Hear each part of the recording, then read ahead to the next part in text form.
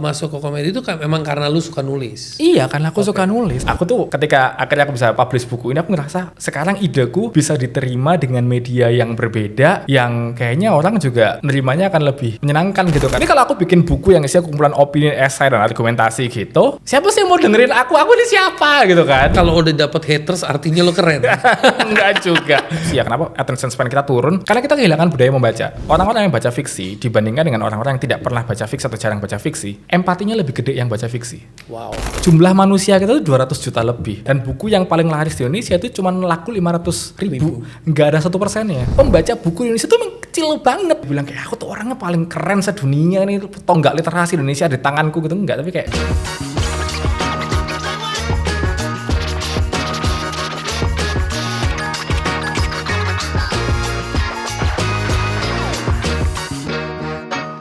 Welcome, Big Thinkers. Hari ini gua kedatangan seseorang yang akan berdiskusi tentang masa depan yang tidak boleh dibicarakan. Welcome, Adit MKN. halo. Gokil, langsung bukunya taruh situ. Nice. Yes, masa depan yang tidak boleh dibicarakan. Dan itu biasanya emang opening podcastnya gitu ya? Enggak, biasanya Welcome Big Thinkers gini-gini ya. Hari ini agak beda. Lebih formal hari ini ya? Lebih formal. Terima kasih teman-teman. Saya emang orangnya formal banget kok orang. Oke. Sebelum kita bahas masa depan yang tidak boleh dibicarakan, apa yang membuat lo memilih jalur menjadi stand up comedian? Terus nggak nanya by accident atau enggak gitu kan? Nanya dulu jalur itu kan. Lu sempat jadi stand up comedian kan? Sempat. Oke. Masih nggak? Lagi enggak. Jadi bisa on bisa off. Tergantung, kalau misalnya ada temen yang ngajakin ya ayo, tapi kalau enggak ada inisiatif buat manggung sih. Oh, nggak ada. Tapi memang itu ada masa depan karirnya nggak sih sebenarnya? Gimana ngejelasinnya ya? Jadi paling pertama-tama kita harus tahu dulu bahwa pernah nonton stand up di luar nggak? Bukan yang di luar Indonesia nggak? Pernah di mana? Cerita dong. Waktu gue di US pernah nonton. Waktu gue di Singapura juga pernah nonton. Tapi gue lebih suka yang di US. Kenapa? Dia orang punya cara ngomong itu, dia orang bawa daily life itu into perspektif yang dilucu-lucuin. Oke. Yang gue suka. Coba kita ngelihat pengalaman Anda di US. Waktu itu di kota apa? Gue kalau nggak salah waktu itu di kota Atlanta, Georgia. Oke. Banyak nggak comedy clubnya? Enggak, sedikit. Kalau yang banyak New York. Oke. Sesedikitnya tuh seberapa banyak sebenarnya? Bisa dihitung nggak? 10, 9? Maybe less than 10. Less than 10 ya? Tapi 5 nyampe? 5 nyampe. Nah, buat kasih pandangan aja nih buat teman-teman yang mungkin nggak tahu kondisi perskenaan stand up di Indonesia itu kayak gimana. Comedy club di Indonesia yang aktif dan jalan, aku nggak tahu nih mereka comedy club atau enggak. Tapi ruang-ruang komedi yang jalan tuh Comika yang di Jalan Wijaya, ada Ketawa di Fatmawati. Terus kalau tahu Jovial Da Lopez tau nggak? Tahu. Dia bikin comedy club baru di Cipete juga. Tapi ya udah itu aja gitu. Ini mungkin kalau ada yang miss ntar cemiwiw ya teman-teman ya. Tapi nggak sampai 5 bahkan di Jakarta sendiri. Iya. Dan itu pun bukan comedy club yang setiap hari ada event, terus setiap hari ada komika yang dibayar untuk perform di situ. Ya kadang ada event, kadang enggak gitu aja. Oke. Artinya apa?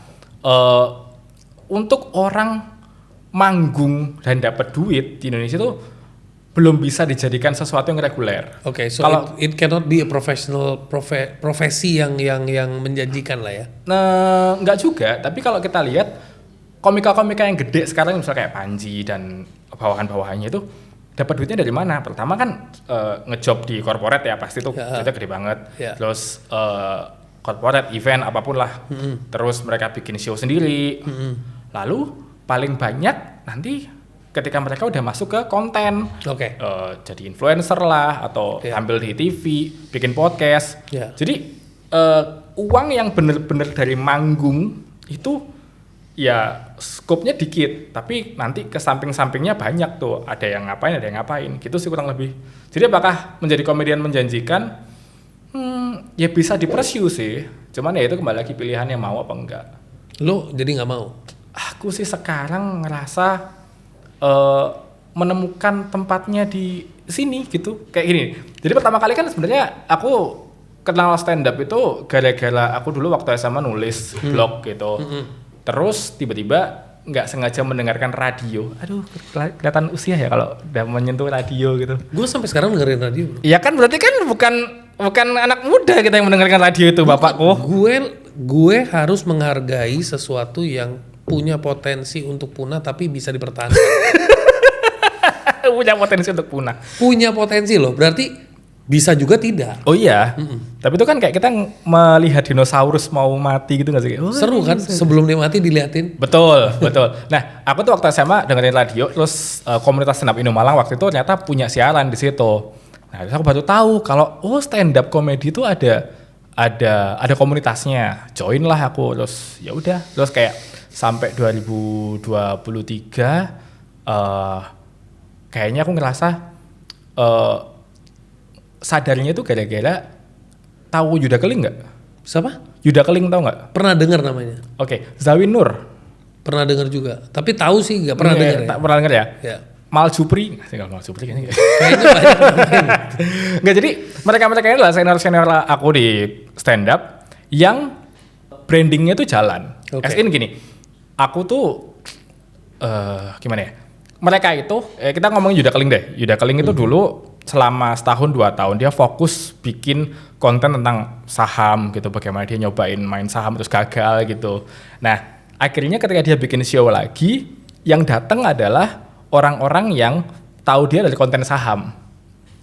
Zawin juga sama, dia selama setahun 2 tahun dia fokus bikin konten YouTube naik gunung, nge-review gunung dan lain sebagainya. Akhirnya dia bikin show lagi, yang datang adalah orang-orang yang tahu dia dari gunung gitu. Nah, aku ngerasa kayaknya aku butuh deh sesuatu yang kayak Zawin, kayak Yuda, tapi apa ya? Oke, so itu dia punya direct, jadi ada jelas niche yang tepat ya. Yeah. Niche yang tepat yang memang ada engagingnya. Iya, jadi aku ngerasa kayak aku ngapain ya? Kayaknya aku perlu sesuatu seperti itu juga deh. Nah, jadi lu mulainya tuh masuk ke komedi itu kan memang karena lu suka nulis. Iya, karena aku suka nulis. Jadi nulis itu bisa bawa orang into komedi, because komedi menurut gua butuh skill ya, butuh skill to make somebody laugh. Betul. Gini, lu ketawa, mungkin ngelihat orang ngejok lu ketawa is okay, tapi to make somebody laugh, makanya gue sangat-sangat appreciate comedians, karena itu bukan hal yang mudah satu. Apalagi ujian yang paling gila itu kalau lu lagi mau manggung, terus lu ada some bad news dan lu harus switch. Wah, itu susah juga sih itu. Kita mah kadang-kadang ketawa tapi kita nggak tahu yang bikin kita ketawa itu bisa ngelewatin banyak hal yang kita sebenarnya nggak tahu. Jadi gue sangat-sangat menghargai, makanya gue nanya itu punya potensial, karena so far yang gue tahu kan paling kayak Panji, beberapa nama Panji, terus Ladit, yang apa?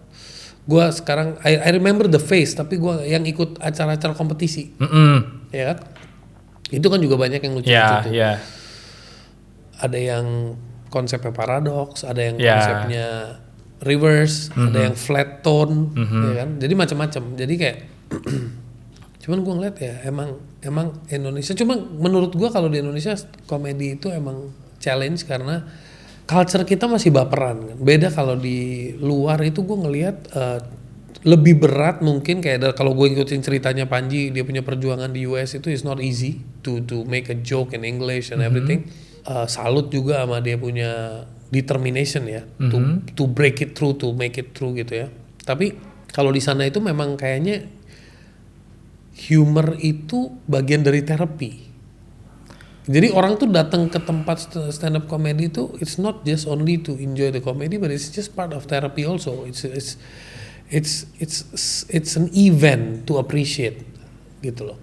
Kalau di sini kan belum. Di sini ya paling ngomongnya tukang lawak. Menurutku sih kalau kita ngomongin baperan enggaknya ya di luar juga ada orang baperan juga. Ada. Jumlahnya juga ya bisa debatable lah sama atau enggak. Tapi kalau kita balikin ke cerita tadi ya sebenarnya kan aku nyari nih, aku apa ya niche yang mau aku cari ya. Akhirnya aku nemu buku. Di kepalaku waktu itu adalah, ini kalau misalnya aku berhasil nih bikin pasar, bikin orang yang follow aku gara-gara aku bahas buku terus, nanti kalau aku bikin special show gitu, aku bikin acara, yang datang adalah orang-orang yang emang udah suka baca aja. Nah dengan orang suka baca, wawasannya luas, kemungkinan mereka tersinggung sama jokes-jokes yang mungkin menyinggung itu lebih kecil daripada orang-orang yang So you tidak are educating them untuk supaya tidak tersinggung ya. Nah jadi kayak emang lagi nyaring orang-orang yang udah terpapar sama banyak wawasan nih gitu. Jadi nggak kaget kalau ngelihat ada orang ngomong sesuatu yang mungkin mereka nggak setuju gitu. So is this your first book? Iya, ini buku pertama aku. Your first book. My first book. Congratulations. Dan makanya tadi aku bilang kayaknya aku lebih nyaman di sini dulu deh, karena tadi kan dirimu juga cerita kayak ngelihat orang-orang stand up tuh kayak keren gitu kan. Aku juga ngerasa mereka keren dan aku tahu aku tidak bisa sekeren mereka. Aku hanya di stand up itu karena aku suka nulis. Tapi how to deliver the jokes itu aku nggak art. Itu udah main di level art, bukan skill lagi itu. Aku nggak sekeren teman-temanku lah gitu. Dan apa ya? Aku lebih menikmati proses nulisnya daripada ngebawain ya sebenarnya. Aku tuh ketika akhirnya aku bisa publish buku ini, aku ngerasa, sekarang ideku bisa diterima dengan media yang berbeda, yang kayaknya orang juga nerimanya akan lebih menyenangkan gitu, karena aku nulisnya fiksi gitu kan. Jadi nggak tidak literal ngomongin sesuatu yang mungkin susah untuk dicerna orang. Oke. Kan lu kebanyakan gua mungkin nggak notice. Tapi di Instagram lo banyakan buku yang sekilas gua lihat itu lebih banyak non fiksi yang lo review. Betul. Right? Orang kayak lu mendadak kepikiran fiksi itu gimana? Karena fiksi menurut gue is highly challenging dibanding non fiksi. Sebenarnya kenapa kok kepikirannya fiksi? Karena ya tadi ini kan maka judulnya masa depan adalah boleh bicarakan. Ceritanya itu adalah dua orang ngobrol sesuatu yang emang obrolan sensitif lah gitu. Nah ini kalau misalnya aku tulis menjadi sebuah buku seperti Madilog gitu. Madilog itu kan kayak kumpulan opini dan argumentasi kan sebenarnya kan. Nah, ini kalau aku bikin buku yang isinya kumpulan opini, esai dan argumentasi gitu. Satu, siapa sih yang mau dengerin aku? Aku ini siapa gitu kan. Kedua, ya kalau misalnya orang itu bisa nerima baik gitu. Kalau misalnya dia, wah nggak setuju, kita bakar buku ini, gitu gimana? Nah, kalau fiksi, bukannya kalau udah dapat haters artinya lo keren. Enggak juga. Aku tapi kalau misalnya kayak fiksi gitu ya, banyak hal-hal keren di dunia ini ditulis dalam media fiksi. Kayak misalnya pernah dengar George Orwell nggak? Belum.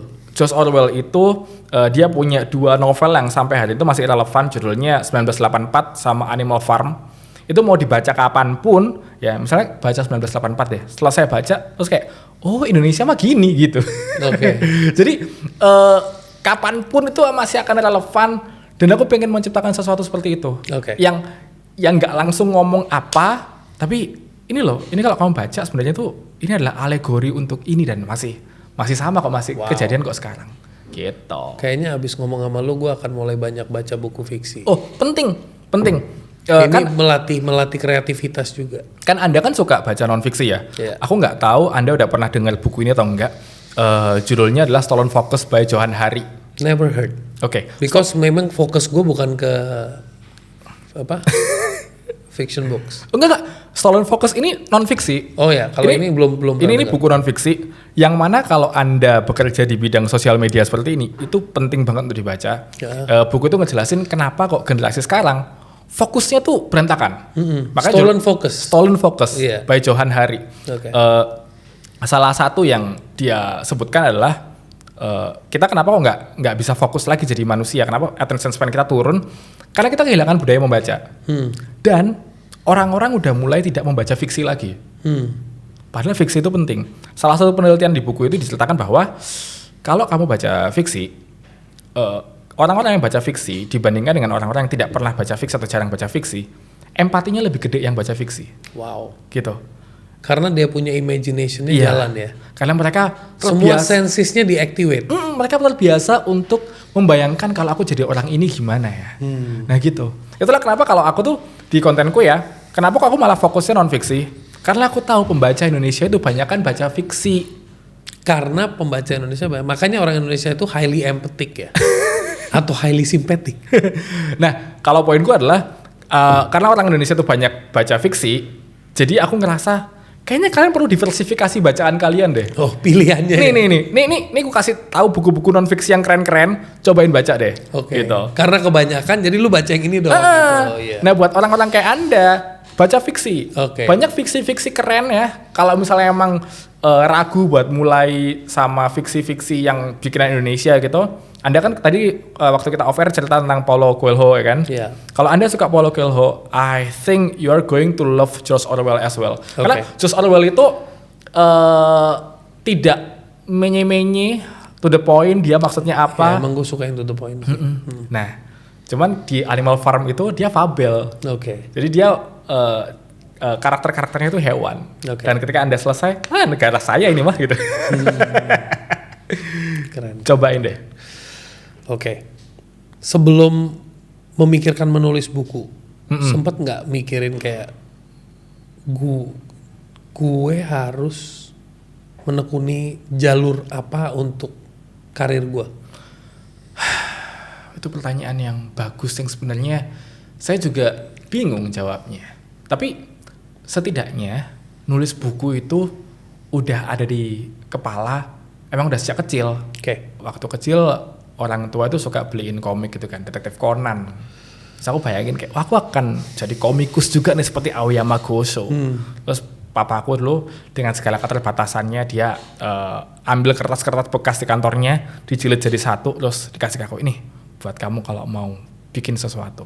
Terus akhirnya aku menggambar, terus sadar, oh gambarku jelek ternyata. Jadi kayak, oh nyerah jadi komikus.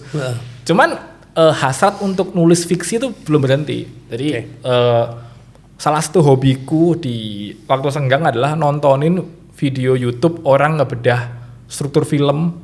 Jadi aku tuh suka ngeliatin orang gimana sih mereka bikin story gitu. Terus akhirnya kemarin sambil aku ngonten buku kan, mau coba untuk bikin sosial media aku tuh isinya buku semua. Nyoba lah gimana ya kalau aku bikin story ya gitu. Terus bikinlah ini. Sebenarnya niatnya tuh mau aku terbitin sendiri Desember. Cuman by Maret atau April gitu, aku dapet DM dari teman-teman Gagas Media ditawarin, Mas Adit tertarik buat nulis sama kami nggak? Ada naskah nggak? Ya ada lah nih. Ya ada lah. Nggak mungkin nggak ada dong ditawarin gini gitu. Jadi jadilah ini. Terima kasih teman-teman Gagas Media sudah mempercayakan saya dengan naskah tolol ini nih. Oke. Jadi apa yang membuat lo mulai ngonten di Instagram tentang buku? Tadi sih. Dorongannya tadi kayak, kayaknya harus nemuin sesuatu deh. Aku pengen ketemu sama orang-orang yang emang cara berpikirnya nggak jauh beda sama aku. Terus pengen punya kolam baru aja yang belum disentuh sama komedian-komedian lain gitu. Dan sekarang malah karena keasikan nonton buku ya, jadi udahlah stand up-nya ntar dulu deh. Mau fokus ke sini dulu, aku mau lihat ini ujungnya kemana sih. Oke. Gitu. Jadi you belum tahu ujungnya, you mau lihat. Iya. Jujur aku nggak tahu nih ujungnya bakal kemana. Oke, kan ada kata-kata kalau kita ngejalanin hidup itu kan lebih baik kita bisa begin with the end of mind. Kalau you just begin. Aku tuh end of mind-nya tuh sesimpel kayak, ntar kalau aku misalnya setahun atau 2 tahun lagi mau bikin acara, mau bikin show gitu, kayaknya orang-orang ini bakal datang ke acara aku deh gitu. Oke. Emang nggak ada, aku akan menjadi sukses kayak Raya menjadi penulis. Tidak mungkin. Kok nggak mungkin sih? Belum kepikiran sama nggak mungkin beda loh. Oke. Ini aku sumpah hari ini banget baru ngupload konten ini. Ini kemarin aku diajakin ngobrol, diajakin acara sama Kompas. Aku cerita bahwa buku Kompas, tahu penerbit buku Kompas ya, salah satu bukunya mereka paling laris adalah Filosofi Teras. Tahu Filosofi Teras nggak? Tahu. Henry Manampiring. Iya. Pernah kesini nggak? Belum. Oh, dia masih agak-agak itu waktunya lah. Gitu ya. Nah itu udah dia. Ya, dia udah ngomong ya Hen. Om Henry Manampiring ini Filosofi Teras itu kalau datanya dari Kompas nggak salah ya, baru terjual tuh 500 ribu eksemplar. Banyak nggak itu menurutmu? Untuk buku Indonesia banyak. Nah, jumlah manusia kita itu 200 juta lebih. Iya. Dan buku yang paling laris di Indonesia itu cuma laku 500 ribu. Nggak ada 1%-nya. Artinya apa? Pembaca buku di Indonesia itu kecil banget. Udah kecil, kita masih harus bersaing dengan buku bajakan. Royalti buat penulis juga kecil. Jadi ingin menjadi kaya lewat tulisan saja, rasanya itu hampir impossible. Hampir impossible. Nggak kebayang juga bakal kayak gimana. Mungkin ya akan hanya ada 1, 2, 3 penulis yang akan jadi gede di Indonesia, tapi yang lain juga bakalan susah selama pasarnya belum hidup. Nah, aku di sini sih nggak mau bermimpi terlalu muluk-muluk kayak oh ini pasar Indonesia harus bisa harus membaca buku semua. Oke, tapi begitu lu merasa ini hampir impossible, misalnya lu udah masuk ke realistisnya nih, lu masih stick di jalur itu. Sesimpel kayaknya aku suka deh ngelakuin ini. Oke, so gitu. you are a type of person, lu tipe orang I enjoy what I do. Iya. And that's it. Nanti urusannya gimana gampang lah. Pokoknya I just want to enjoy what I do. Betul. Cuman ya lagi-lagi menurutku kalau kita cuman ngalir aja kan kayak bocah tolol ya lama-lama ya. Nah ini yang salah satu yang aku lagi coba lakukan sekarang adalah ini kan aku udah ngonten buku kurang lebih setahun ya kan, followers sudah cukup banyak. Terus sekarang juga aku udah tahu nih proses nerbitin buku gimana. Aku juga udah tahu nih proses jualan buku kayak gimana. Nah PR-nya gimana ya aku bisa mempromosikan bukuku sendiri lewat akun ini. Gitu aja. Jadi aku mau ngambil jalan pelan-pelan aja untuk belajar ini. Good. Nonton ini nggak? Nonton Game of Thrones nggak? Nonton. Nah aku tuh suka banget quote-nya Sansa. Kayak I am a slow learner but I learn. Kayaknya itu deh aku. Yeah. Aku nggak berani bilang kayak aku tuh orangnya paling keren sedunia nih, tonggak literasi Indonesia di tanganku gitu, enggak, tapi kayak ya kita coba ini gimana nih gitu. Temen gue pernah ada yang ngomong kayak lu sih. Cuman dia bahasanya lebih nabok. Gimana dia tuh? bilang I'm a slow learner but I'm a thorough learner. Anjay. Jadi gue boleh slow tapi nanti begitu gue udah belajar gue boleh dilawan sama orang yang jago karena gue belajar gitu. Jadi dia belajarnya mungkin baca hal yang sama dibaca 10 kali, jadi lebih tajam lagi. Aku sih nggak mau sesumber gitu Iya, ya. nggak usah. Aku ngerasa kayak aku tolol kok. Yang penting you learn gitu. Iya, yang penting aku kayak belajar gitu. Setidaknya tahun ini lebih baik daripada tahun kemarin gitu. Ya, itu keren sih. Nggak sekalian itu, tolong bang. Keren. Itu keren banget, sumpah. Tidak bisa bang, saya dipuji bang. Tidak bisa menerima pujian ini, nggak sekeren itu. Masih banyak yang lebih keren. Saya cuma remah-remah yang kebetulan nih ngapain sih aku diundang ke podcast penting ini ya. Iya, pressure lah aku. Sebenarnya gua sama lu hari ini di dalam state ini sebenarnya gua lagi di fase yang gua lagi pengen ngomong hal-hal yang nggak penting. Oke, ayo. Karena masa depannya tidak boleh dibicarakan itu buat gue sesuatu yang nggak penting tapi yang bisa dipentingkan. Aku tuh ngerasa kita udah deket sama kiamatnya kita sendiri tau. Oh ini emang jalannya harus seperti ini, dunia akan menjadi seperti ini. Ada AI, GPT-4 udah bisa ngajar kayak guru les. Orang langganan GPT-4 jauh lebih worth it daripada dia bayar guru les untuk ngajarin anaknya. Tahu hahaha, gue nggak pernah menciptakan agama, nggak tahu siapa yang menciptakan lu gimana tuh. Nah itu namanya imajinasi tolol. Nah ini juga imajinasi tolol. Aku nggak iso bahasa Meksiko. Dia capek tiap hari harus ngeliat titik orang. Kenapa ya di BSD banyak ruko kosong? Kayaknya emang di sini banyak si uang deh. Dituduh ateis sama orang-orang di kontenku. Kalau kalian baca novelku, kalian akan ngerti kok sebenarnya tuh aku